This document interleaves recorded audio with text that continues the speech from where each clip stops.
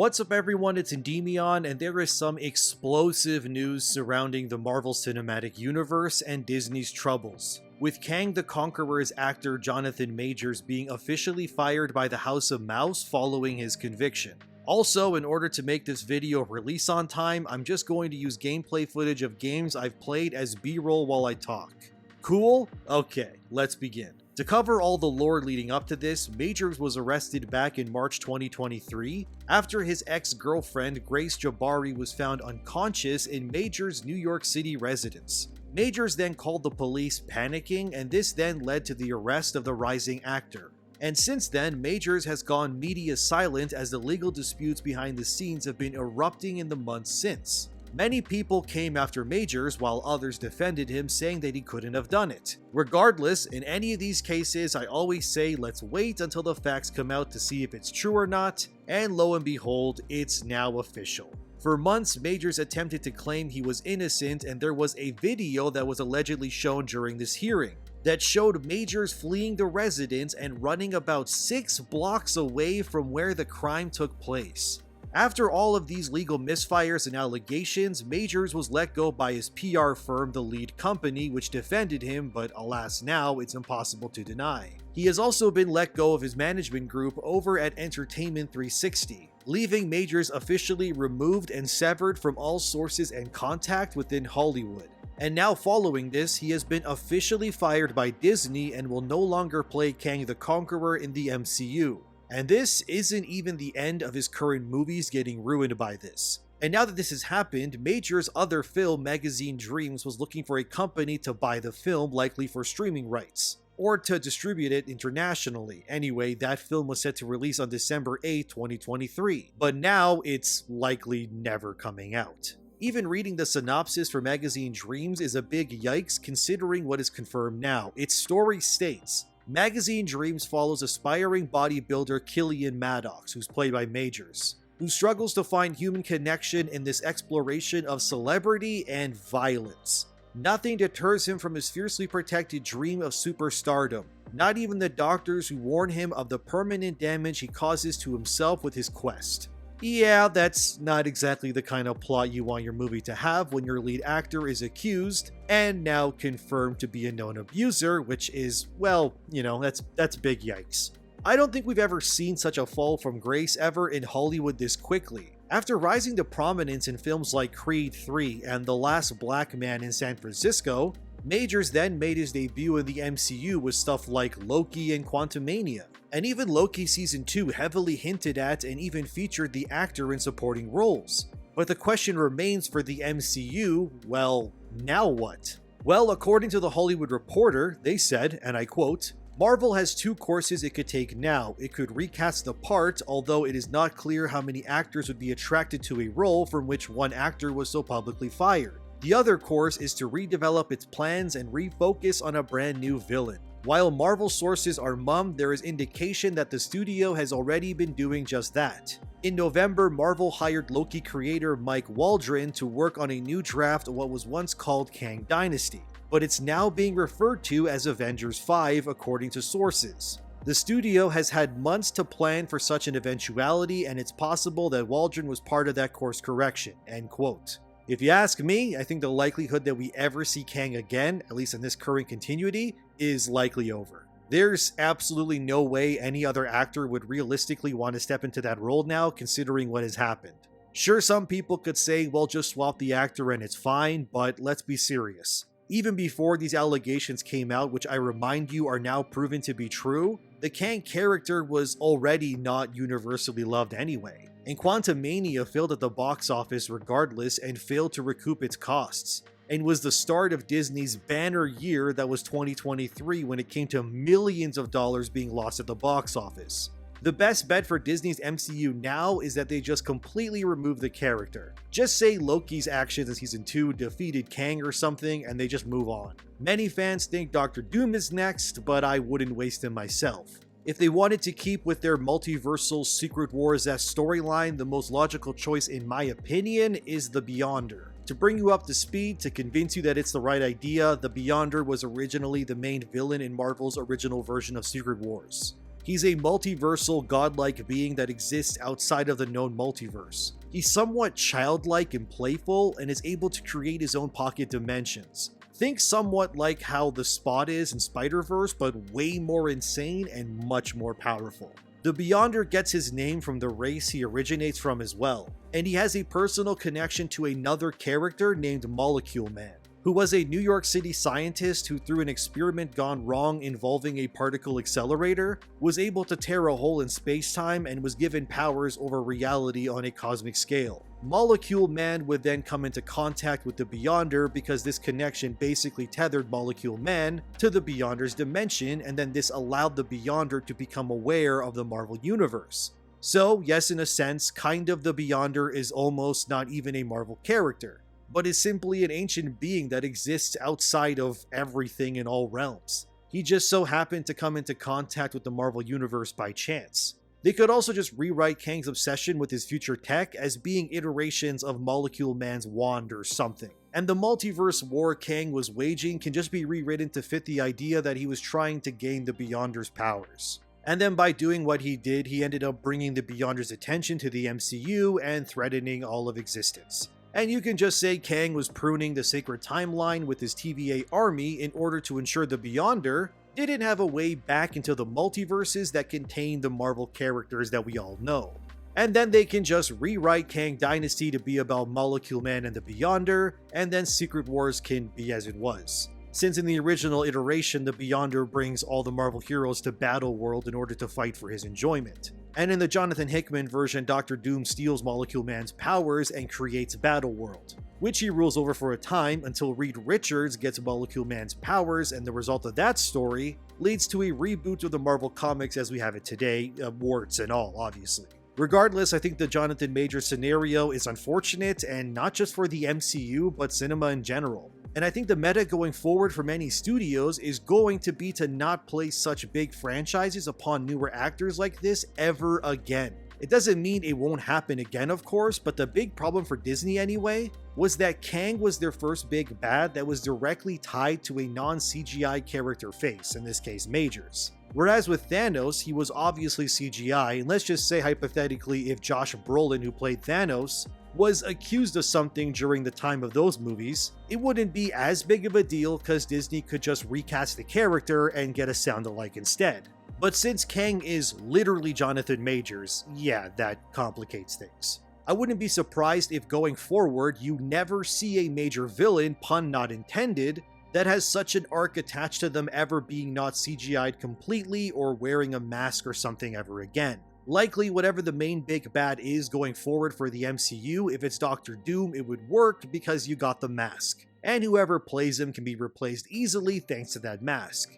And if it's the Beyonder, they will likely update his look anyway, cause he looks like Elvis basically, and yeah, I don't think they would go with that. And in terms of Jonathan Majors right now, surprisingly, he is still being repped by one agency called WME. But the likelihood that it stays that way is very unlikely and will probably change very soon. In terms of what he was actually confirmed to be guilty of, Jonathan Majors has officially been convicted on 2 accounts. The first being misdemeanor assault, which confirms that yes, he was indeed abusing his girlfriend, and likely did knock her out himself prior to calling the police. And the second is harassment violation, which essentially means he was not only abusing, but stalking and controlling as well, which again is not a good look whatsoever. The entire court case took about 5 hours to reach a conclusion, and the judge on this case was Michael Gaffey, who released quite a bit of evidence about this case, ranging from photographs, footage likely from cell phones, text messages, and a recording of Majors calling himself a great man,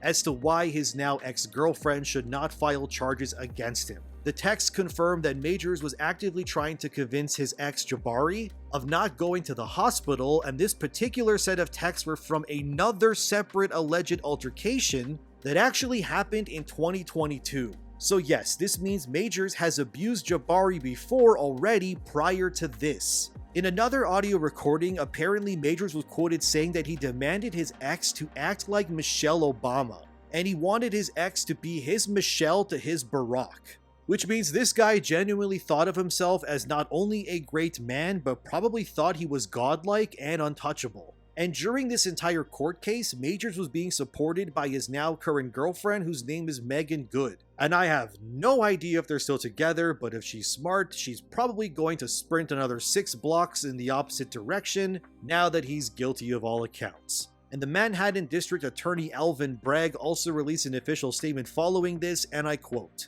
"At the Manhattan DA's office, we are committed to centering survivors in all of our work. The evidence presented throughout this trial illustrated a cycle of psychological and emotional abuse, and escalating patterns of coercion far too common across the many intimate partner violence cases we see each and every day. Today, a jury determined that pattern of abuse and coercion culminated with Mr. Majors assaulting and harassing his girlfriend. We thank the jury for its service, and the survivor for bravely telling her story despite having to relive her trauma on the stand." End quote. So Majors is, as they say in the biz, absolutely cooked, my friends. And the next question on many people's minds is, well, now that he's guilty, will he face prison time? Good question. Let's look into that. According to this article from the Independent.com, Majors will not be officially sentenced until February 2024. And once that time comes, which is quickly approaching, mind you, he faces up to 1 year in prison, or he has to go on probation.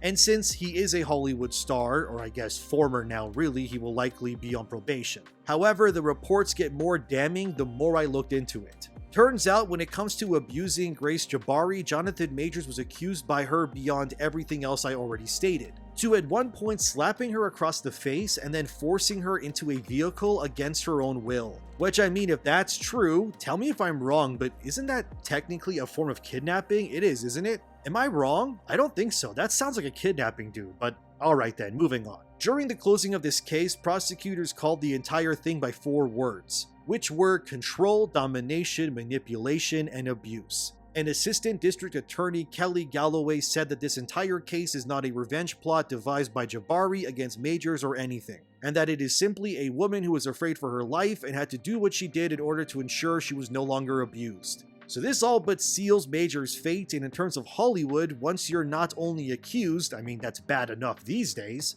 but when you're confirmed to be what you said you're not, it's essentially a death spiral for your career. This could easily lead to Majors never working in Hollywood for as long as he lives. In fact, I wouldn't be remotely surprised if he gets blacklisted for all things considered. And the Independent.com has also conveniently compiled everything Majors stands to lose thanks to this all going down. So, of course, there's Marvel, and there's also the US Army too. Majors was set to narrate 2 upcoming US Army recruitment ads, and they were originally supposed to air during the NCAA's March Madness college basketball tournament. But those have been scrapped, or his narration has been dubbed over with someone else instead. Beyond this, Majors has also lost his sponsorship with Italian fashion house Valentino, who Majors' PR team, who dropped him now by the way, but before they did, they said Majors and Valentino parted ways amicably, but that's probably just to save face. Another baseball team, the Texas Rangers, also had to cut Majors from their ad campaign, which was set to release on April 21st, 2023.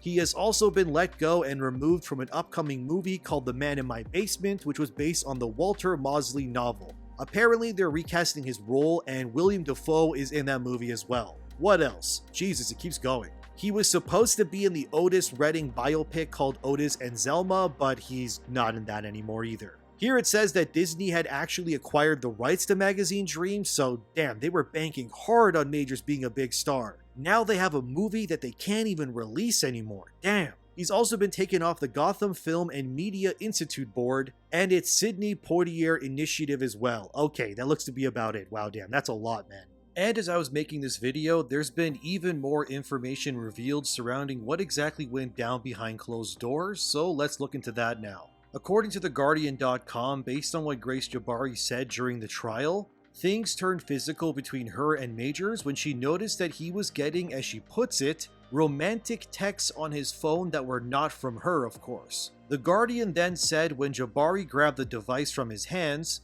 Majors twisted her arm in a position that caused her excruciating pain and struck her in the head, Jabbari told jurors. Majors then took his phone back via force from Jabbari and then ran away from her through the streets of Lower Manhattan. as Jabari chased him, and this was all caught on city security cameras, of course. And apparently the couple first met in 2021 on the set of Quantumania, where Jabari was a movement coach on the movie, and following the initial allegations back in March, Majors was issued a restraining order by Jabari as well. And during the original testimony, she accused Majors of choking her, but later retracted that. Maybe it was to defend him, or she was lying, we don't know exactly. And during these testimonies, Major's lawyer, whose name is Priyanka Chaudhry, attempted to frame Jabari as a manipulative woman who wanted to destroy Major's career for financial gain. According to Priyanka, they had written testimonies in Jabari's handwriting where she confirmed Majors was not guilty of what happened. But these were apparently thrown to the side as the case continued. And Jabari then claimed when she wrote those statements that she was under intense emotional stress and did not reflect what had happened during that time. Priyanka then tried to claim Jabari was lying by releasing texts that she sent to Majors. These texts said stuff like, "I told them it was my fault for trying to grab your phone. I only just got out of the hospital," and apparently, according to Jabari's testimony, these texts were not reflective of what really happened. And according to Grace Jabari, she only said and texted those things in fear of what Jonathan Majors would do to her in response. What's crazy is, according to this report, at one point, Majors almost had Jabari arrested for what they call a cross-compliant assault, which basically means one party claims the other party did something in retaliation. It then becomes a game of his words versus hers, and clearly hers won in the end in this case. This part here is interesting, where it says, and the prosecution filing subsequently made it clear that the district attorney's office never seriously considered charging her. However, the prosecution also reportedly insisted in the filing that no video footage of the incident existed, a claim we now know is untrue.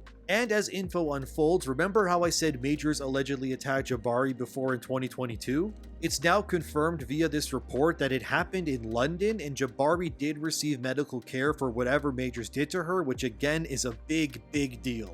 And now tweets are being unearthed of other people who've worked with Majors before that now confirmed what's happening. One is named A.B. Allen, who's a filmmaker that said Majors is a cruel and viciously abusive human being. And they further stated there's a particular actor relatively new on the scene who Twitter has violently fallen head over heels for, who in actuality is a vicious, cruel, abusive human being, both professionally and in his personal life, and every new viral thirst tweet about him drives me insane. Another Broadway actor named Tim Nicolai, who worked with Majors in the past, said, "I'm just gonna say this about Jonathan Majors and be done with it. Folks at Yale and the broader NYC community have known about him for years. He's a sociopath and abuser, and that is how virtually everyone speaks about him. It's a shame it took this long for him to be reported." And the report finalizes itself by saying that Majors attempted to use his influence and power as a Hollywood star to invoke Darvo on Grace Jabari. Darvo is a manipulation tactic that means deny, attack, and reverse victim offender. Essentially, Majors was trying to bully his ex into silence, but clearly that didn't work.